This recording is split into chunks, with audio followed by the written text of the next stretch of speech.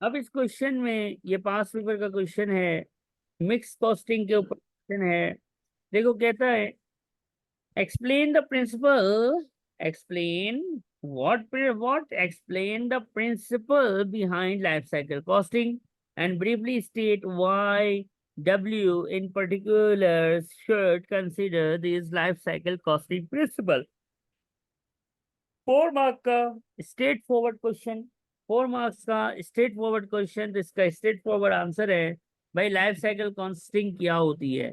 Life cycle costing ये होती है कि जिसके अंदर हम किसी भी प्रोडक्ट की cost through out the life को डिटरमाइन करते हैं।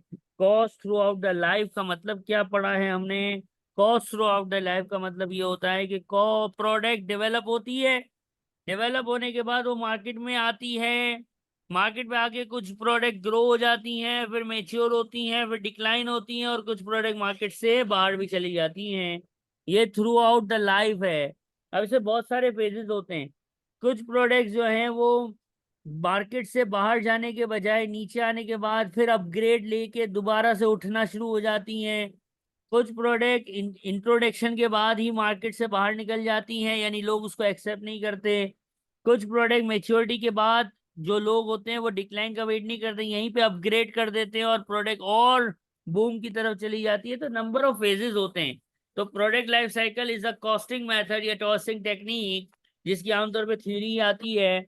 और इसमें होता ही है कि आप प्रोडक्ट का इंसेप्शन से लेके सिजेशन, लॉन्च से लेके बंद होने तक की टोटल कॉस्ट को कैलकुलेट करके उसका नंबर ऑफ टोटल यूनिट से डिवाइड करके उसका per unit average cost per unit through out the life calculate कर लेते हो, और फिर उसके हिसाब से अपनी सेलिंग प्राइस वगैरह डिटरमाइन करते हो। लेकिन इस कॉस्टिंग का सबसे बड़ा प्रॉब्लम ये है भाई, आजकल की दुनिया जो है वो लॉन्ग टर्म प्लानिंग की दुनिया नहीं है।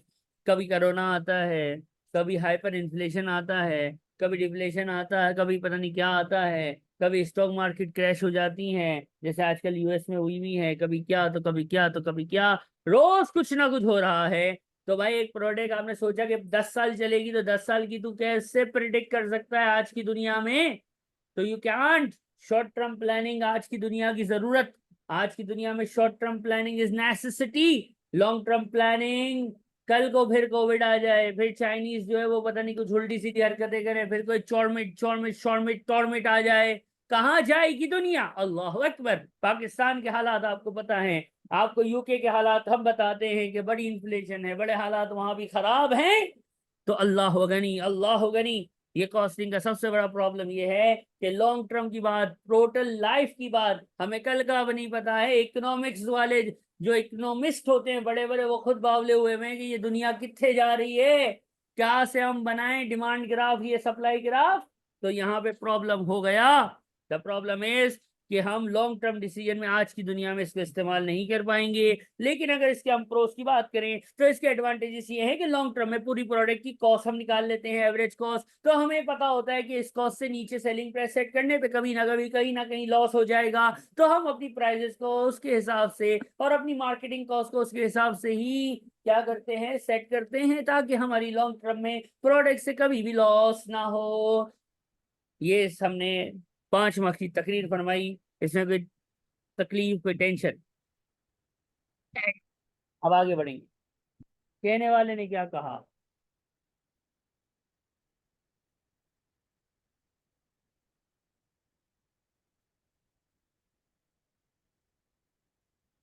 अब सीन क्या है? बी पार्ट है, produce the budget, produce the budgeted results for the game start. एक गेम है, उन्होंने लॉन्च की है,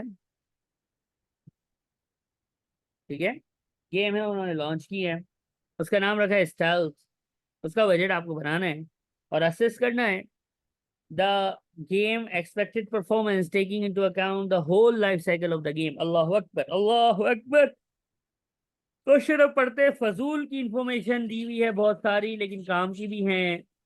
कहता है, हम गेम बनाने वाले हैं, शॉर्ट लाइफ साइकिल होता है, 3 साल का होता है, तो ठीक है चलेगा, फिर हम इसके लिए चला लेंगे life cycle costing. Performance of the game is measured by reference to the profit made in each of the expected 3 years of popularity. W accept a net profit of 35% of turnover as reasonable. ये बड़ा important बात है। कहता है कि W ये कहता है कि भैया हम 35% प्रॉफिट पे काम करते हैं, 35% से कम प्रॉफिट पे हम लोग को मजा नहीं आता। The rate of contribution of 75% is also acceptable, यानी नेट प्रॉफिट 35%, 35% और कंट्रीब्यूशन CS रेशियो या contribution to sales ratio is 75% होगा तो काम करेंगे, वरना नहीं। हमें परफॉर्मेंस असेस करनी है, तो ये दोनों हमारे टारगेट्स हैं। इस टारगेट को मीट करेगी स्टेल्थ तो ओके है, वरना स्टेल्थ को बोलेंगे bye bye, we don't need you. Correct. Selling price हम कंसिडर कर रहे हैं 30 पर गेम। कॉस्ट 10,000 यूनिट्स पे टोटल कॉस्ट इतनी एक्सपेक्टेड है। हाउएवर वॉल्यूम ऑफ 14,000 पे इतनी कॉस्ट हो जाएगी, और वॉल्यूम इतना हो जाएगा तो कॉस्ट 50% से फिक्स कॉस्ट बढ़ जाएगी। अब मसला है, अब मसला है यार, टोटल कॉस्ट, टोटल कॉस्ट ठीक है यार, ये टोटल कॉस्ट का बढ़ना थोड़ी बोल रहा है, ये बोले फिक्स कॉस्ट बढ़ जाएगी। आई है what is that, what the heck is that. इसको कैसे सोल्व करते हैं सर? सिर्फ हमें तो इसने टोटल कॉस्ट दी हुई है, टोटल कॉस्ट लिखा है 1.5 लाख, टोटल कॉस्ट लिखा है 1,30,000। अब ये कह रहा है कि सिर्फ फिक्स कॉस्ट बढ़ जाएगी, तो इस टोटल कॉस्ट हमें बचपन से पढ़ा हुआ है हमने F2 में कि टोटल कॉस्ट बेटा टोटल फिक्स कॉस्ट और टोटल वेरिएबल कॉस्ट से मिलके बनती है। अब सर प्रॉब्लम है, problem he problem. What is the problem? The problem है इसके सर फिक्स कॉस्ट बढ़ रही है, लेकिन हमारे पास यहाँ टोटल कॉस्ट है, तो टोटल कॉस्ट से फिक्स कॉस्ट और वेरिएबल कॉस्ट को अलग अलग अलग अलग अलग अलग अलग अलग करने का तरीका क्या था? तो F2 में किसी ने पढ़ाया होगा high-low method. High-low method is the methodology, is the तरीका to find out the variable cost and the fixed cost from any cost. Got it? आइए अब खेलते हैं हाई एंड लो। इसमें कैसे करते हैं? हाई लेवल लेते हैं, लो लेवल लेते हैं, टोटल कॉस्ट लेते हैं और उसके यूनिट्स लेते हैं या आवर्स, जो भी एक्टिविटी लेवल होता है। हमारे पास इसमें सेटअप क्या है? 10,000 यूनिट पे कितनी कॉस्ट है और 14,000 यूनिट पे कितनी कॉस्ट है? 14,000। 10,000 लो हो गया, डिफरेंस इज 4,000, राइट। जी 1 लाख कितनी थी? 1,50। 150 है 130। सुभानअल्लाह। डिफरेंस हमेशा करते हैं कॉस्ट का भी और उसका भी, और इस डिफरेंस को डिवाइड करते हैं। तो हमें F2 में यानी FMA के टीचर ने पढ़ाया था कि बेटा जब इसको डिवाइड करते हैं, जो आंसर तशरीफ लाएगा ना, इसको बोलेंगे वेरिएबल कॉस्ट प्रति unit. Variable cost per unit कितना आया? 5। और फिर एक काम करते हैं, यूजिंग हाई लेवल यूज करते हैं, और हाई लेवल का डेटा यूज करके ये इक्वेशन अप्लाई करते हैं। ठीक है, कैसे होगी जरा ध्यान से देखना। थोड़ा F2 भूला हुआ होता है बच्चों को, लेकिन ये पढ़ा हुआ जरूर है। हाई लेवल यूज कर रहे हो, हाई लेवल पे टोटल कॉस्ट 1.5 लाख थी, फिक्स कॉस्ट नहीं पता, वेरिएबल कॉस्ट 1 यूनिट की 5 थी, 1 यूनिट की वेरिएबल कॉस्ट 5 थी। हाई लेवल पे यूनिट्स 14,000 थे, तो क्या फिक्स कॉस्ट तशरीफ ले आई है कि नहीं ले आई है? जी आपकी आवाज नहीं आ रही। जी कितनी आएगी फिक्स कॉस्ट?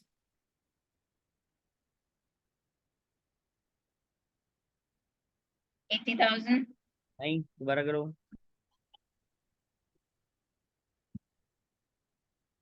14,000 इंटू 5, तब 70,000। ओके। उसको उस तरफ ले जाएंगे तो 150 माइनस 70 हो गया, सॉरी 60। 80 सही है ना? हाँ 80,000 है। ये हमने स्प्लिट ऑफ कर दिया। स्प्लिट ऑफ कॉस्ट करने का यही एक तरीका है। अब हमें खेलना है। अब हमें खेलना है अपने यूनिट से। इसने बताए हैं, देखो भाई, ईयर वन में कितने यूनिट्स होंगे? Year one, year two. 8,000। Units में ऐसे ही लिख देता हूँ, ठीक है। यूनिट्स 8,000, फिर 16,000, और फिर 4,000, राइट। जी। सेलिंग प्राइस कितनी रखेंगे? 30। तो सेल्स रेवेन्यू अगर मैं पूछूं तो कितना आएगा 30 के हिसाब से? कैसे निकालोगी? यूनिट्स। Unit multiply by 30। तो 8 3 ज़ा 24 होता है, तो 240,000 आ गया। 240,000।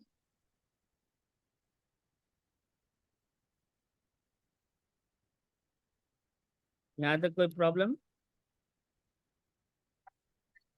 नहीं। टोटल में ये कितने यूनिट्स होंगे? लाइफ साइकिल कॉस्टिंग है ना, तो टोटल का कॉलम तो बहुत इंपॉर्टेंट। हम्म, कितना हो गया टोटल रेवेन्यू?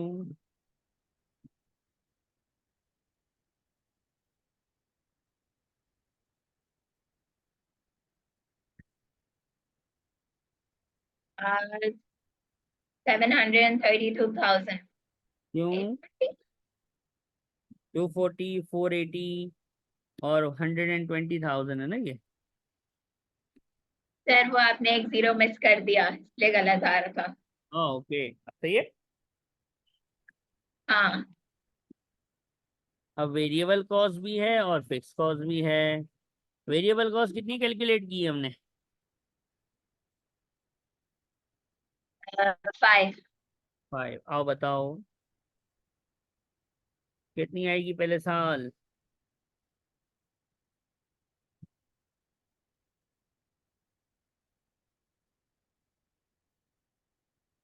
40,000।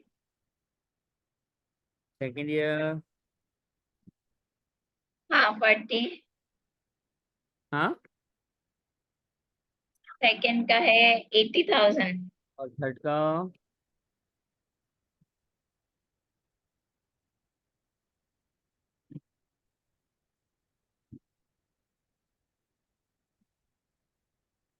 बीस हजार। कॉस्ट खेलनी पड़ेगी। Fix cost? Fix cost same है। ये पढ़ो जरा क्या लिखा हुआ है। अच्छा। वॉल्यूम फिक्स अगर कॉस्ट। 50,000 से ज्यादा होगा तो फिक्स कॉस्ट 50% से इंक्रीज हो जाएगी। चलो खेलते हैं। फिक्स कॉस्ट 80 थी ना, ये 8,000 है, ये 4,000 है, तो नो प्रॉब्लम, राइट। हाँ। लेकिन यहाँ पे ईयर टू पे क्या करना पड़ेगा?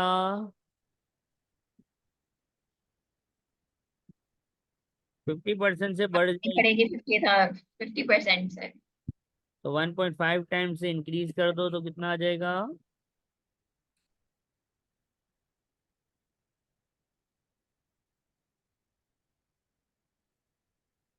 एक सौ बीस। 120 और 80 80 कितना हो जाता है?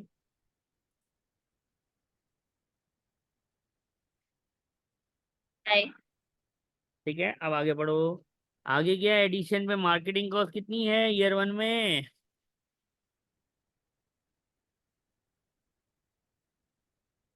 60।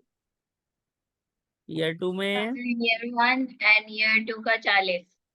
और फिर और कुछ है? Design and development cost. Design and development cost कब इंकर हो रही है? उससे पहले। तब अच्छा। अब ईयर 1 2 3 पे नहीं है, उसको भी थोड़ी देर के लिए साइड में कर दो। भूल जाओ उसको। इसका टोटल करो। वो तो कम कॉस्ट हो गई ना टेक्निकली। अभी आएंगे उसी पे, बेहतरीन। अच्छा सही है।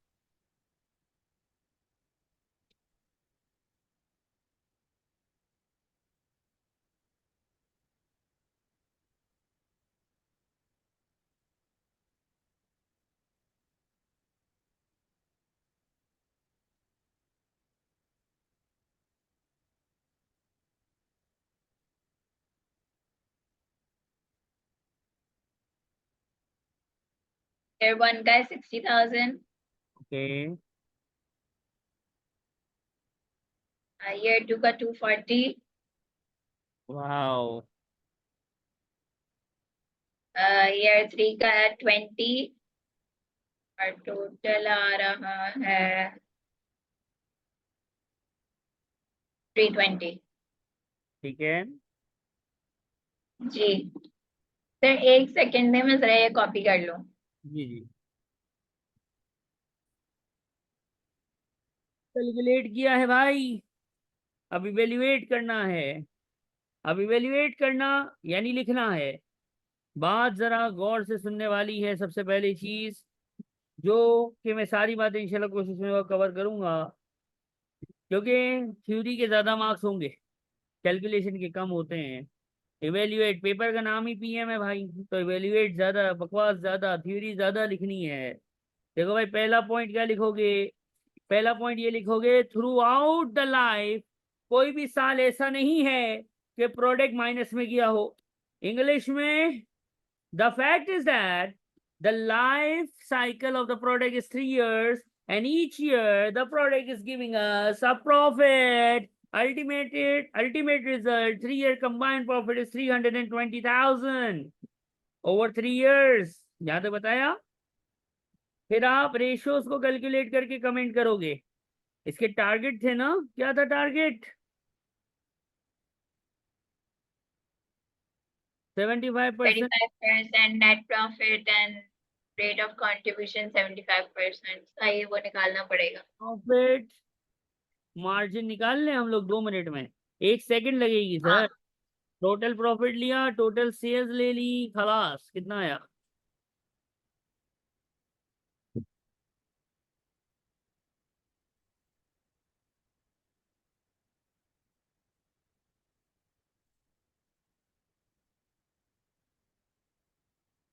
38.1%। 38 राउंड लिख दूं कंट्रीब्यूशन टू सेल्स यानी contribution divide by sales right contribution कैसे निकालते हैं sale minus variable overall sale is 840 right overall variable cost is 140,000 what is the हाँ contribution 700,000। 700 ओके मैं डायरेक्ट कर रहा होता हूँ तो 700 हुआ ना। हाँ मैं डायरेक्ट मेरे पास कैलकुलेटर यूज करने की आदत नहीं तो वो हो जाता है गलती बताओ एक सेकंड।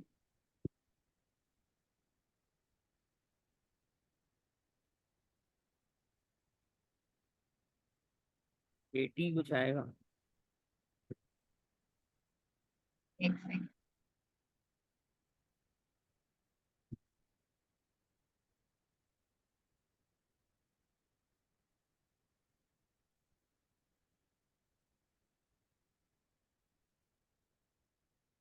हाँ 83.3 आ रहा है। ये हमने वर्किंग में कहीं कैलकुलेट कर लिया और नोट 2 लिखेंगे पहला नोट क्या लिखा कि ओवरऑल प्रॉफिटेबल है 320 का प्रॉफिट दे रही है हर साल प्रॉफिट में हमें कुछ मार्क्स मिल गए फिर अब जब तक टारगेट को हिट नहीं देखो मैंने दोनों दोनों आंसर्स को ग्रीन हाईलाइट किया है ग्रीन हाईलाइट का मतलब दोनों हाँ ऊपर है प्रॉफिट का टारगेट 35 था हमने 38 अचीव किया है कंट्रीब्यूशन का टारगेट 75 था हमने 75 था 83 आया। सही है।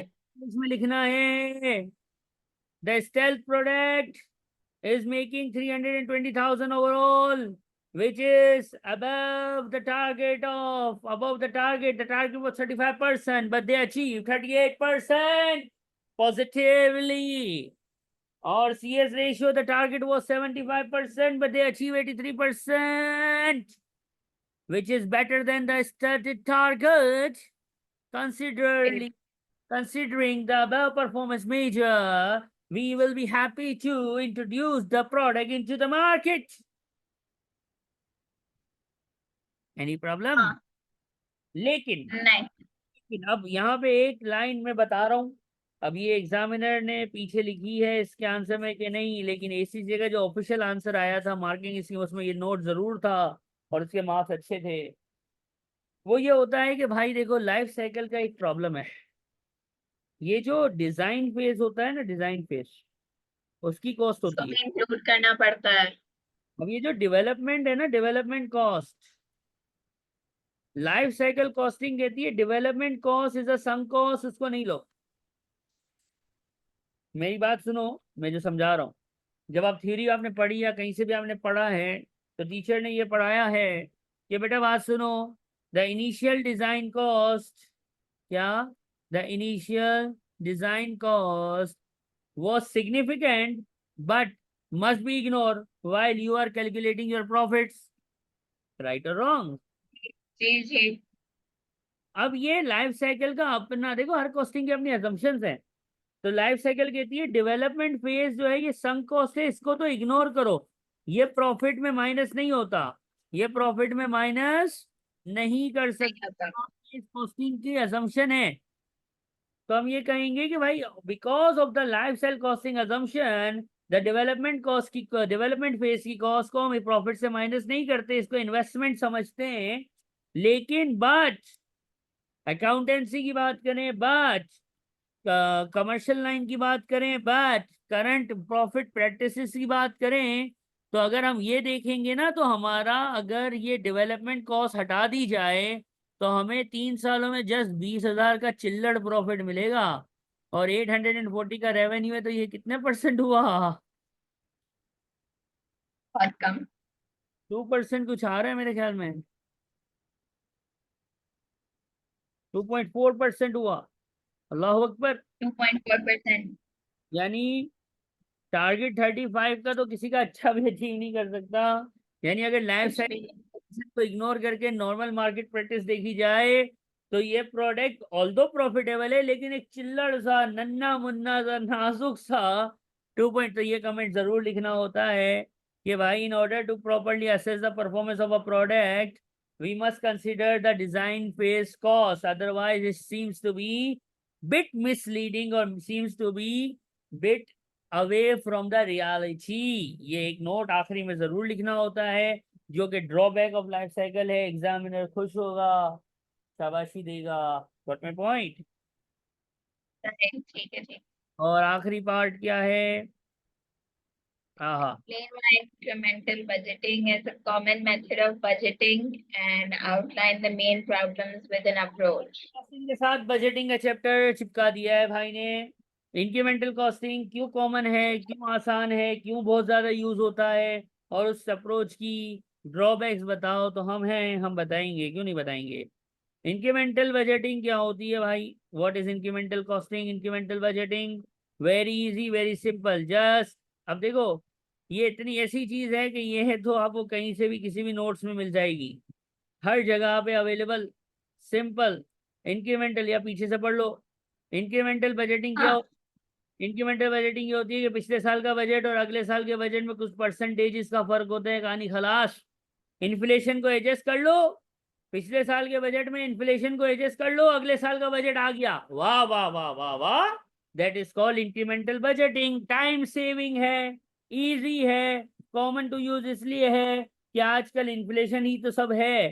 तो incremental budgeting is a very common factor, simple है, इजी है, डेटा हमारे पास होता है, और बिजनेस पिछले साल के मुकाबले में अगले साल जा रहा होता है, तो सारा डेटा इन्फ्लेशन, सारा गेम इन्फ्लेशन का ही होता है। कोई भी बिजनेस का प्रोसेस पे बदल नहीं रहा होता, प्रोसेस जो सेट होता है सालों से वही चलता है, बस इन्फ्लेशन हिट कर रही होती है। तो it's a most common method of budgeting. Got my point? क्या? लेकिन इसके जो ड्रॉबैक्स है ना, एक बात बताता हूँ, इसके drawbacks are also the advantages of zero based budgeting. That भी जीरो बेस्ड बजटिंग के जो एडवांटेज हैं वो इंक्रीमेंटल के ड्रॉबैक्स हैं। जीरो बेस्ड बजटिंग में ये होता है कि जब साल खत्म तो बजट को आग लगा दो, पिछले बजट को जला दो, फाड़ दो, पानी में डाल दो, अगले साल का बजट स्क्रैच से, जीरो से बनाओ, नया बजट बनाओ, जापान जापान हो जाओ, जापान। जापान की स्ट्रेटेजी हर साल का सरकमस्टेंसेस नया होगा, टेक्नोलॉजी नई होगी, चैलेंज नया होगा। अच्छा भाई तू बना ले, हर साल हम कुछ नया करेंगे बावले लोग, तो हर साल का बजट जीरो से बनेगा, नया बनेगा। ये है जीरो बेस। तो ये बहुत ज्यादा एफिशिएंट भी होता है, लेकिन टाइम कंज्यूमिंग भी होता है।